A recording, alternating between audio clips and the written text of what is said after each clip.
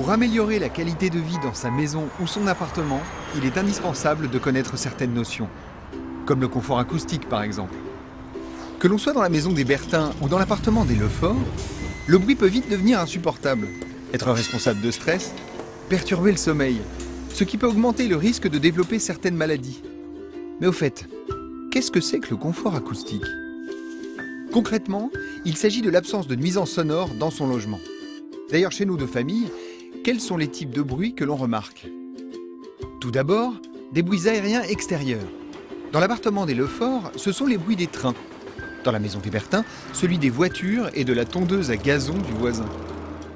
Chez les Lefort, on distingue des bruits aériens intérieurs, comme la télé ou la radio des voisins. Des bruits de choc ou d'impact, comme celui des talons ou d'une chaise que l'on traîne. Certains bruits proviennent des équipements, comme l'ascenseur, la chasse d'eau, le vide-ordures. Et enfin des bruits venant des parties communes, comme les conversations qui résonnent dans le hall. Mais savez-vous qu'il existe plusieurs solutions pour avoir un meilleur confort acoustique chez vous? La première, c'est de réaliser des travaux qui améliorent la qualité acoustique de votre logement. Pour vous protéger des bruits extérieurs gênants, vous pensez immédiatement isolation des murs de la façade. Mais soyez surtout vigilant par rapport à ces points faibles, comme les fenêtres, en choisissant un double vitrage associé à une bouche d'entrée d'air acoustique, en posant des joints et en isolant le coffre des volets roulants. Privilégiez les fenêtres certifiées Acotherm. Attention cependant, en logement collectif, en vous isolant des bruits extérieurs, vous risquez d'entendre davantage les bruits intérieurs. Si vos voisins du dessus sont bruyants, posez un double plafond. Mais attention, le bruit est vicieux, il peut prendre d'autres chemins. Il faut aussi parfois renforcer l'isolation des murs et des cloisons. Et si vous prévoyez comme les Lefort de remplacer votre moquette par un carrelage ou un parquet, n'oubliez pas la sous-couche acoustique. Un autre moyen d'améliorer son confort acoustique, c'est de faire évoluer sa façon de vivre.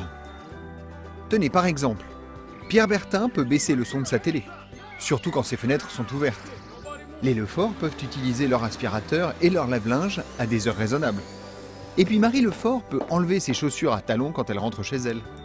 Quoi qu'il arrive, en cas de problème avec les voisins, la meilleure solution pour éviter que la situation s'envenime, ça reste bien sûr le dialogue.